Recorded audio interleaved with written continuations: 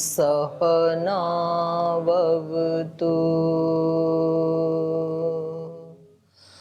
सहनौ भुनक्तु सह वीर्यं करवावहै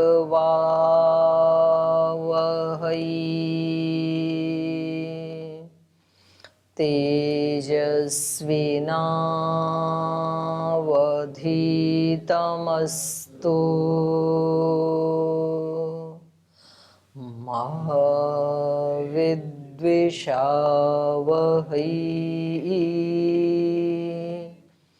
ॐ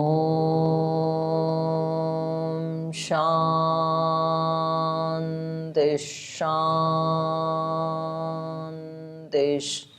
शान्तिः।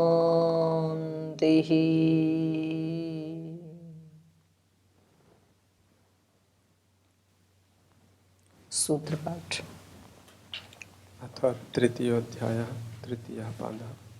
सर्ववेदान्त प्रत्ययं चोदनाद्य विशेषात् भेदाद्नेति चेन्नैकस्यामपि स्वाध्यायस्य तथात्वेन हि समाचारे अधिकाराच्च सववच्च तन्नियमः दर्शयति च उपसंहारो अर्थाभेदात् विधिशेषवत् सामान्ये च अन्यथात्वं शब्दादि चेन्न अविशेषात् न वा प्रकरण भेदात् परोवरीयस्त्वादिवत् संजातश्चेत्तदुक्तमस्ति तु तदपि व्याप्तेश्च समञ्जसं सर्वाभेदादन्यत्रे मे आनन्दादयः प्रधानस्य प्रियशिरस्त्वाद्य प्राप्तिरुपचयपचयौ हि भेदे इतरे त्वर्थसामान्यात् आध्यानाय प्रयोजनाभावात् आत्मशब्दाच्च आत्मगृहीतिरितरत्वदुत्तरात् अन्वयादिति चेत् स्यात् अवधारणात्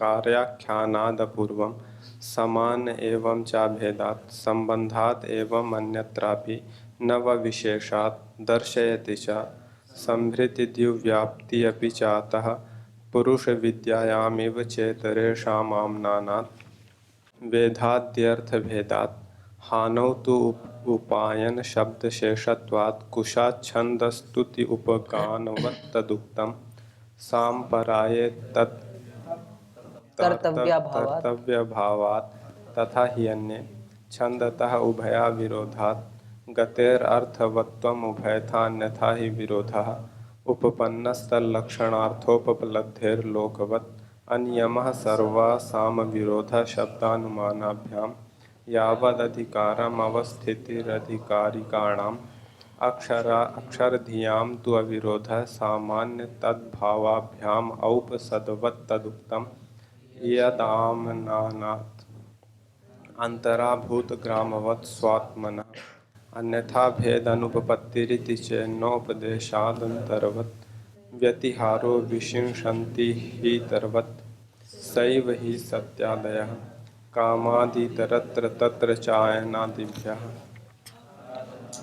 आदरादलोपः उपस्थितेतस्तद्वचनात् तन्निर्धारणान्नियमस्तद्दृष्टेः पृथग्ह्यप्रतिबन्धः फलं प्रदानवदेव तदुक्तं लिङ्गौ भूयस्त्वात् तद्धि बलीयस्त्वात्तपि पूर्वविकल्पः प्रकरणात् स्यात् क्रियामानसवत् अतिदेशाच्च विद्यैव तु निर्धारणात् दर्शनाच्च श्रुत्यादिबलीयस्त्वाच्च न बाधः अनुबन्धादिभ्यः प्रज्ञान्तरपृथक्त्ववद् दृष्टश्च तदुक्तं न सामान्यादपि उपलब्धेर्मृत्युवन्न हि लोकापत्तिः परेण च शब्दस्य ताद्विध्यं भूयस्त्वात् तु अनुबन्धः एक आत्मनः शरीरे भावात् व्यतिरेकस्तद्भावाभावात् भावित्वान्न न तु उपलब्धिवत्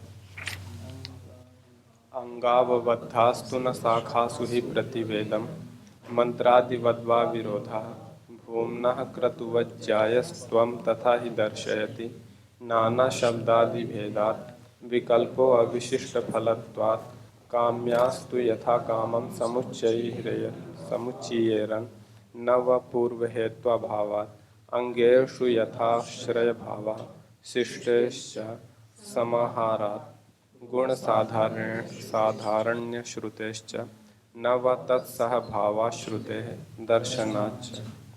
ओम। तो आइए भाष्य पढ़ते हैं। अभी वेदांत दर्शन के तृतीय अध्याय का तृतीय पाद हम पढ़ रहे हैं और यहाँ उपनिषदों में उपासना से संबंधित जो जो वाक्य कहे हैं उन सब वाक्यों का, उनमें सब में उपास्य का अभेद होने से, उपास्य सब वाक्यों का एक ब्रह्म ही है, कोई दूसरा उपास्य नहीं है। तो ये अभेद होने से उन सभी वाक्यों का उपासना की विधि में उपसंहार कर लेना चाहिए। ठीक है। तो उपासना की विधि कितनी हो गई? भिन्न भिन्न होते हुए भी एक ही हो गई, क्योंकि सबका फल एक ही है, सबका लक्ष्य एक ही है, सबका उपास्य एक ही है। तो उनका सबका आपस में एक इंटरकनेक्शन हो गया, संबंध हो गया ना ब्रह्म से सबका। तो यहाँ पर पूर्व पक्षी इसके बारे में एक वो उठाते हैं, शंका उठाते हैं। वो कह रहे हैं संबंधाद एवं अन्यत्र भी, यदि उन सभी वाक्यों का ब्रह्म के साथ संबंध होने से उनको उपासना में लिया जा सकता है, शामिल किया जा सकता है, उपसंहार किया जा सकता है, अन्यत्र भी एवं, तो फिर तो उपनिषदों से अतिरिक्त जो वाक्य हैं उनका भी उपसंहार कर लेना चाहिए। तो उसका ये उदाहरण दे रहे हैं। यहाँ पर भी जो लिए हैं श्रुति से अन्यत्र, मतलब उपनिषदों में भी तो श्रुति वचन है ना, तो ज़्यादातर यहाँ पर उन्हीं वचनों को लिया है उपासना में। पर श्रुति से अन्यत्र जैसे स्मृति आदि हैं, स्मृति में क्या क्या आ जाएंगे? सारे दर्शन स्मृति में ही आते हैं और उपनिषद भी स्मृति में ही आती हैं। पर उपनिषद के उन वाक्यों को ले लिया इन्होंने स्मृति होते हुए भी, जो उपासना से संबंधित हैं, और कुछ तो सीधे सीधे ही श्रुति वाक्य मिलते हैं वहाँ पर। तो उसके अतिरिक्त जैसे रामायण महाभारत ये सब स्मृति में आ जाएंगे ना। तो जैसे सभी दर्शन हैं वो यद्यपि बहुत ऊंचे ज्ञान से युक्त होने के बावजूद भी उनका उपासना में उपसंहार नहीं है। कोई सूत्र आता है उपासना में दर्शनों से संबंधित? ईश्वर प्रणिधान, ईश्वर प्रणिधान ठीक है, उसको आप ले सकते हैं, पर उसके लिए सूत्र कौन सा है? तस्य वाचकः प्रणवः तज्जपस् तदर्थ भावनम। तो चलो आप जब उसका जप करेंगे तो आप उसका विनियोग कर सकते हैं ज़्यादा से ज़्यादा। पर जो उपासना है और उससे अतिरिक्त कोई सूत्र नहीं आता है, उसका विनियोग नहीं होता है। तो यही कह रहे हैं ये संबंधाद एवं अन्यत्रपि ब्रह्म आत्म गुणानाम उपसंहारः संबंधात। ब्रह्मात्म गुणों का जो उपसंहार किया जा रहा है वो किससे कर रहे हैं आप? संबंधात। माने यदि परमात्मा के वर्णन को लेकर के संबंध है ब्रह्म का उन वाक्यों से, इसको लेके यदि आप उपसंहार कर रहे हैं तो जो स्मृति आदि में जो वर्णित ब्रह्म के धर्म हैं तो उनका भी उपसंहार कर लेना चाहिए, वो भी ब्रह्म के ही धर्म है। ब्रह्मात्म वर्णन रूप संबंध मात्रात, क्योंकि ब्रह्मात्म वर्णन रूप संबंध मात्रात, ब्रह्म के स्वरूप का वर्णन, उसका संबंध उन वाक्यों के साथ होने से ब्रह्मात् प्रकरणाद एव यदि स्यात् एवं तु अन्यत्रपि, अन्यत्रपि को खोला, श्रुतितः अन्यत्रपि स्मृतिषु अपि वर्णितानां परमात्म गुणानां उपसंहार प्रसंगः प्राप्यते। यदि आप केवल ब्रह्म के साथ उनका संबंध है उन वाक्यों का, या ब्रह्म के गुणों के या उसके स्वरूप के साथ उनका संबंध है, तो इतने मात्र से यदि आप उनका उपसंहार कर रहे हैं तो ब्रह्मात्म प्रकरणादेव यदि स्यात् उपसंहार, ये अपनी तरफ से अध्यार करना पड़ेगा। एवं तु इस प्रकार तो अन्यत्रपि, अन्यत्रपि माने श्रुतितः अन्यत्रपि, श्रुति से भिन्न स्मृतिषु अपि वर्णितानां परमात्म गुणानां उपसंहारः प्रसंगः प्राप्यते। तो फिर तो परमात्मा के गुणों का उपसंहार का प्रसंग यहाँ पर प्राप्त होता है। प्राप्यते श्रुतौ स्मृतौ खलु उभयत्र परमात्म गुण वर्णनम विद्यते। तो ऐसा यदि हो जाए, उनका भी उपसंहार हो, तो परमात्म गुणानाम उपसंहार प्रसंग प्राप्ते श्रुतौ स्मृतौ खलु, श्रुति में भी और स्मृति ग्रंथों में भी उभयत्र परमात्म गुण वर्णनम विद्यते, क्योंकि दोनों ही जगह परमात्मा के गुणों का वर्णन विद्यमान है। स्मृति ग्रंथों में भी, जैसे दर्शन आदि में क्या है, परमात्मा के गुणों का ही तो वर्णन है सब, तो सभी का वो कर लेना चाहिए उपसंहार। तो उसका समाधान दे रहे हैं, नैवा विशेषात। तो यहाँ पर वा जो है वो चय के अर्थ में आया है, वाकारस चार थे, तो अर्थ हो गया न च विशेषात, नहीं कर सकते, क्योंकि विशेषात श्रुति के विशेष होने से, स्मृति और श्रुति दोनों एक नहीं है, बल्कि उसमें श्रुति विशेष है। तो विशेष का जहाँ ग्रहण होता है तो वहाँ सामान्य का नहीं होगा, नहीं तो वो विशेष रहेगा ही नहीं। जैसे व्याकरण आदि में तो ऐसे होता है कि भाई विशेष में सामान्य अंतर्निहित ही होता है, कि विशेष का ग्रहण करेंगे तो सामान्य का स्वतः ही हो जाएगा, लेकिन यहाँ उससे उल्टा है। ये कह रहे हैं कि श्रुति विशेष है, इसलिए श्रुति में स्मृति का ग्रहण नहीं होगा, स्मृति में तो श्रुति का हो जाएगा, क्योंकि श्रुति स्मृति जो है वो श्रुति का अनुसरण करती है, उसके पीछे चलती है। तो जब हम स्मृति कहेंगे तब तो श्रुति का ग्रहण हो जाएगा, लेकिन जब हम केवल श्रुति कह रहे हैं तब स्मृति का ग्रहण नहीं होगा जी। न च श्रुतितो अन्यत्र स्मृतौ वर्णितानां ब्रह्मात्म गुणानां श्रुतौ उपसंहारो भवति। कह रहे नहीं, श्रुतितः अन्यत्र, श्रुति से अन्यत्र, स्मृतौ वर्णितानां, स्मृति में वर्णित, ब्रह्मात्म गुणानां, ब्रह्म के गुणों का, श्रुतौ उपसंहारः भवति, श्रुतौ उपसंहारो न भवति, श्रुति में उपसंहार नहीं हो सकता है। कुतः विशेषात स्मृतितः श्रुति ही, क्योंकि श्रुति जो है वो स्मृति से विशेष है। विशेष्यते तद अपेक्षया श्रुतेः, उसी को आगे खोल के बता रहे हैं, तद अपेक्षया, तद अपेक्षा माने स्मृति अपेक्षया, स्मृति अपेक्षया श्रुतेः विशेष्यते, श्रुति विशेष है। क्यों? प्रमाणत्वं विशिष्टम मन्यते, श्रुति को ही विशिष्ट प्रमाण माना जाता है। अंतिम प्रमाण क्या है हमारे लिए? वेद, श्रुति। स्मृति खलु श्रुतिम अनुसरति, स्मृति जो है वो तो श्रुति का अनुसरण करती है।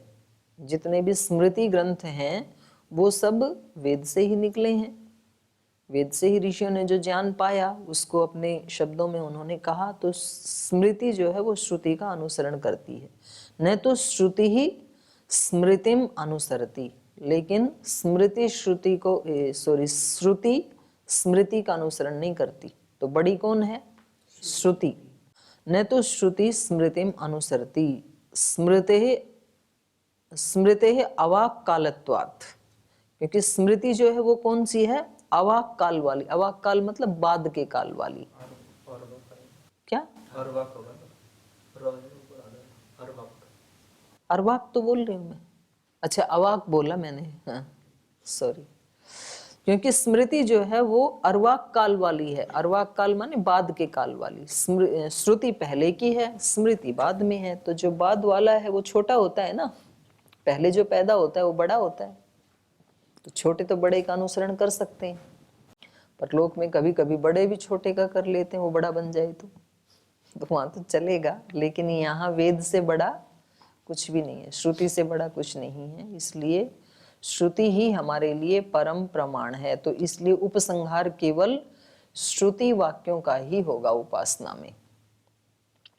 कितना भी ज्यादा साइंस टेक्नोलॉजी ये वो कितना भी विकास हुआ हो, पुरानी चीजों को छोड़ा हो, लेकिन तो भी आज तक भी संस्कार जो भी होते हैं 16 संस्कार आदि, तो उनमें श्रुति के मंत्रों का ही उच्चारण किया जाता है। लिपि भले ही उसमें अलग अलग हो सकती है, इंग्लिश की लिपि हो सकती है, कन्नड़ हो सकती है, बांग्ला हो सकती है, कोई भी हो सकती है, लेकिन तो भी विधान श्रुति वाक्यों का ही है। तो उपासना में भी उन्हीं का ही उपसंहार होगा। दर्शयति च, और कह रहे हैं वो श्रुति में ये श्रुति स्वयं भी यही कहती है कि श्रुति का ही उपसंहार होना चाहिए। दर्शयति च का ये अर्थ है। दर्शयति च श्रुति, ये श्रुति को ठीक कर लीजिए, रीति श्रुति ऐसे कुछ हो रखा है। दर्शयति च श्रुति शब्दः श्रुति प्रोक्तस्य ब्रह्म वर्णनस्य प्रमाणत्वं साफल्यं च। श्रुति प्रोक्तस्य, श्रुति में कहे हुए जो ब्रह्म वर्णनस्य, जो ब्रह्म का वर्णन है, उसका प्रमाणत्वम साफल्यम च, उसी का ही केवल प्रमाणत्व है श्रुति में जो कहा है, और उसी का ही साफल्यम च, साफल्यम मतलब उसी का ही फल मिलता है। श्रुति वाक्यों के अकॉर्डिंग जब किया जाता है उपासना आदि, तो उसी का ही फल भी मिलता है, फल सहित साफल्यम। लोक में भी जो सफलता कहते हैं तो उसका अर्थ भी तो यही होता है ना, फल सहितता, फल भी मिलना चाहिए ना, तो उसको कहेंगे सफल हो गया। तन्वर्त संजय तम त्वौ उपनिषदम पुरुषम पृच्छामि, तो ये बृहदारण्यक का वचन है। तम तु औपनिषदम पुरुषम पृच्छामि, मैं उस ब्रह्म से किसको पूछ रहा हूं? उस औपनिषद पुरुष को, माने सामान्य पुरुष को मैं नहीं जानना चाहता, नहीं पूछना चाहता। प्रार्थना में, उपासना में किस पुरुष के बारे में मेरी जिज्ञासा है? औपनिषदम। उपनिषद का एक अर्थ रहस्य भी होता है। तो जो पुरुष दिखाई नहीं दे रहा है मेरे को, जो रहस्यात्मक है, उसको, उसके बारे में पूछ रहा हूं मैं, उसको जानना चाहता हूं। तो इससे क्या पता लगा कि ये उपासना काल में इसका जो लक्ष्य है वो कौन है? रहस्यात्मक पुरुष, कोई लौकिक वस्तु नहीं है। उस पुरुष के बारे में पूछा जा रहा है।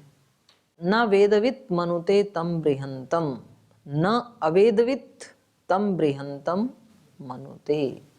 तो ये भी श्रुति का ही वाक्य है, तैत्तिरीय ब्राह्मण का वाक्य है ये। तो कहा अवेदवित, जो वेद को नहीं जानता, वो तम बृहंतम न मनुते, वो उसका मनन नहीं कर सकता है। तो वेदवित होना जरूरी है। और ये महर्षि दयानंद ने भी कहा है कि जो व्यक्ति वेद को नहीं जानता, वो वेद से अन्य किन्हीं वाक्यों के द्वारा यदि उपासना आदि करता है तो वो वस्तुओं को ठीक ठीक नहीं जान सकता। ये ढूंढ के लाना आप उसमें संस्कार विधि में है, ये उपासना विधि में ढूंढ के लाना, ये वाक्य जो है ना। तो यहाँ पर भी वही कह रही है, श्रुति भी वही कह रही है, न अवेद्वित तम बृहंतम मनुते स्मृतिरपि श्रुते प्रामाण्यम स्वीकरोति। क्योंकि स्मृति भी श्रुति के प्रमाण को ही स्वीकार करती है। स्मृति में भी परम प्रमाण क्या है? श्रुति ही है। धर्मम जिज्ञासमानानाम प्रमाणम परमम श्रुति ही, ये मनुस्मृति का अर्थ है कि धर्म की जिज्ञासा करने वाले जो योगी हैं, ऋषि हैं, उन सब के लिए भी परम प्रमाण क्या है? श्रुति ही है। यहाँ तक कि हर मत पंथ संप्रदाय वाले ही लगभग वेद को परम प्रमाण ही मानते हैं। खास करके जो हिंदू लोग हैं वो तो मानते ही हैं। इसमें जैसे दो धाराएं बन जाती हैं, यार ये सामाजिक, ये सनातनी पौराणिक। लेकिन सनातनी पौराणिक भी वेद को तो परम प्रमाण मानते हैं। वो अपने वाक्यों को बोलते हैं, बोले हम वेद से जुड़े, ये वैदिक वाक्य हैं, ऐसा ही बोलते हैं वो। तो श्रुति को तो सभी ने परम प्रमाण माना ही है, पुराणकारों ने भी माना है। तस्मात् स्मृतितः श्रुतौ ब्रह्म गुणा न उपसंह्रियन्ते, इसलिए जो ब्रह्म के गुण स्मृति में हैं, तो तस्मात् स्मृतितः, स्मृति से, श्रुतौ, श्रुति में, ब्रह्म गुणा न उपसंह्रियन्ते, ब्रह्म के गुणों का उपसंहार नहीं किया जा सकता है। तो अब यहाँ पर कुछ वाक्य ये बता रहे हैं कि भाई इनका उपसंहार तो कर लेना चाहिए। जैसे शब्द है यहाँ पर संभृति, द्युव्याप्ति, अपीच, अतः, तो ये 23 नंबर सूत्र हो गया। और 24 कह रहे हैं पुरुष विद्यायामिव चेतरेषाम अनाम्नानात्, ये कह रहे हैं कि संभृति, द्युव्याप्ति, इनका संभृति, द्युव्याप्ति, अपि च अतः, अतः माने इसी कारण से। किस कारण से? इनका ब्रह्म के साथ, ब्रह्म के गुणों के साथ संबंध है। यद्यपि ये हैं तो स्मृति के वाक्य, लेकिन तो भी इनका संबंध किससे है? परमात्मा से है। तो इनका तो संहार कर, उपसंहार कर लेना चाहिए। संभृति मतलब होता है धारण शक्ति। तो धारण शक्ति, सारे संसार को धारण कौन कर रहा है?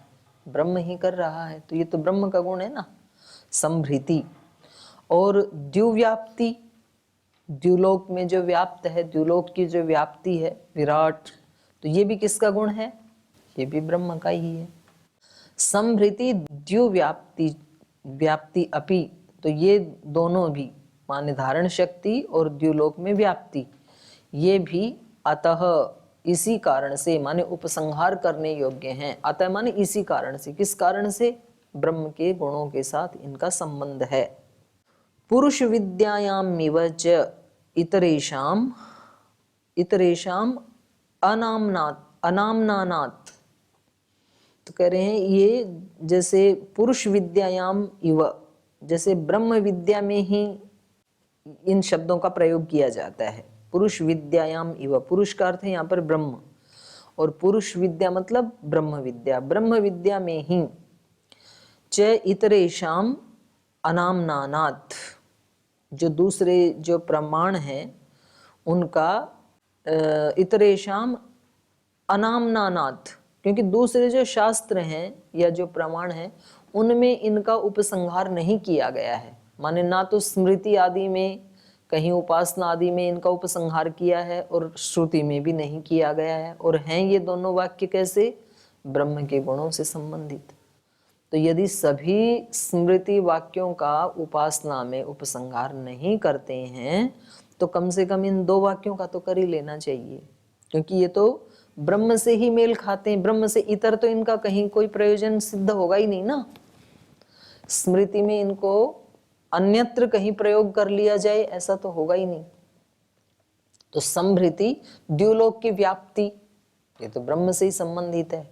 और संभृति इस सारे संसार को धारण करने की शक्ति, तो ये तो सीधे सीधे ब्रह्मा से ही मेल खाते हैं। तो अनाम्नानात्, दूसरे शास्त्रों में इनका नाम या इनका उपसंहार नहीं हुआ है, इस हेतु से। अनाम्नानात् माने इनका कहीं नामकरण नहीं हुआ, इस हेतु से इनको पुरुष विद्यायाम इव, क्योंकि ये तो ब्रह्म विद्या जैसे ही है वाक्य, तो इनको तो संहार, उपसंहार कर ही लेना चाहिए। अनयोः सूत्रयोः एक वाक्यता अस्ति, तो यहाँ भी इन दोनों सूत्रों की एक वाक्यता है, इसलिए साथ साथ पढ़ दिया है। संभृति द्युव्याप्ति अपि च अतः, संभृतिश्च द्युव्याप्तिश्च, दो शब्द हैं। ते संभृति द्युव्याप्ति, तो दोनों को मिलाकर के समास हो गया। अब कह रहे हैं अपि शब्देन सह संधि आर्षः, तो जब ये द्विवचन हो गया ना, संभृति द्युव्याप्ति, तो अपि के साथ सूत्र में संधि नहीं होनी चाहिए। क्यों नहीं होनी चाहिए बोलो? ईदुदे द्विवचनम प्रगृह्यम, तो प्रगृह्य संज्ञा हो गई तो संधि नहीं होनी चाहिए। फिर भी संधि हो रही है, यण हो रहा है ना सूत्र में 23 नंबर में। संभृति द्युव्याप्त्यपि ऐसे हो रहा है ना, द्युव्याप्ति अपि ऐसे होना चाहिए था अलग अलग। तो कह रहे हैं ये आर्ष संधि है, छंद में बहुलम छंदसी करके हो जाएगी। संभृति ही, संभृति का मतलब है संभरणम सम्यक धारणम पृथिव्याः। संभृति का मतलब पृथ्वी को सम्यक रूप से धारण करने वाली शक्ति। और द्युव्याप्ति ही दिव्य व्याप्ति। द्युव्याप्ति का मतलब है द्युलोक की जो व्याप्ति है। तो द्युलोक कितना व्याप्त है? अनंत व्याप्त है, उसका कोई सीमा थोड़ी है। तौ एतौ धर्मौ किल अथर्व श्रुतौ वर्णितौ, तो ये जो दोनों धर्म हैं ये अथर्व संहिता में इनका वर्णन मिलता है। ये अथर्ववेद का आगे मंत्र दे रहे हैं, प्रमाण दे रहे हैं। ब्रह्म ज्येष्ठ संभृता वीर्याणि ब्रह्माग्रे ज्येष्ठम दिवम आततान।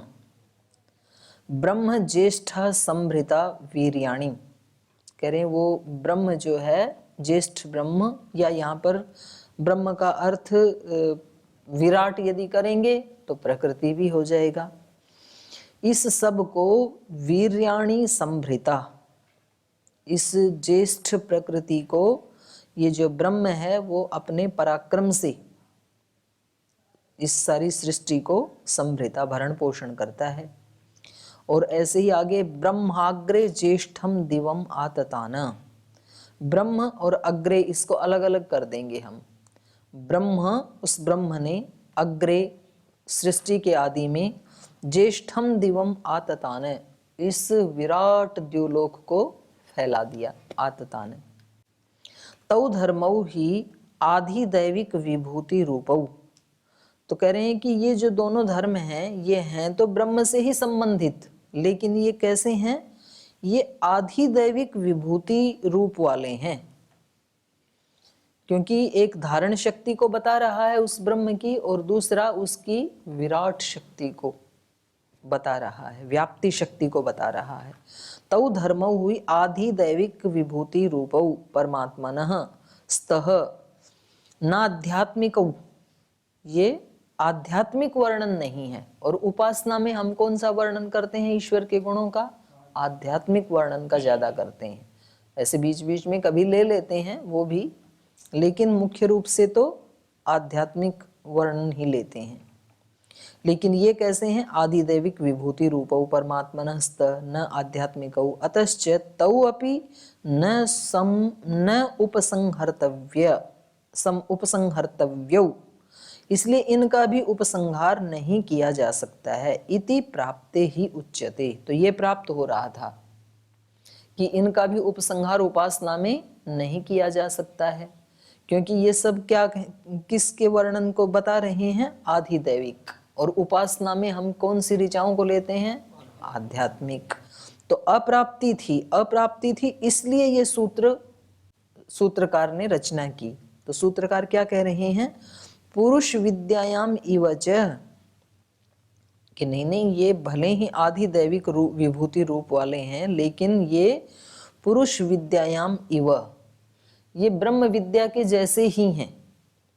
और इतरेषाम अनाम्नानात्, पुरुष विद्यायाम इव च इतरेषाम धर्माणाम अन्यत्र अनाम्नात्, अनाम्नात् का अर्थ किया अपठनात्, क्योंकि ये यद्यपि आधिदैविक रूप विभूति वाले हैं, लेकिन तो भी ये ब्रह्म विद्या के समान ही हैं, ब्रह्म विद्यायाम इव।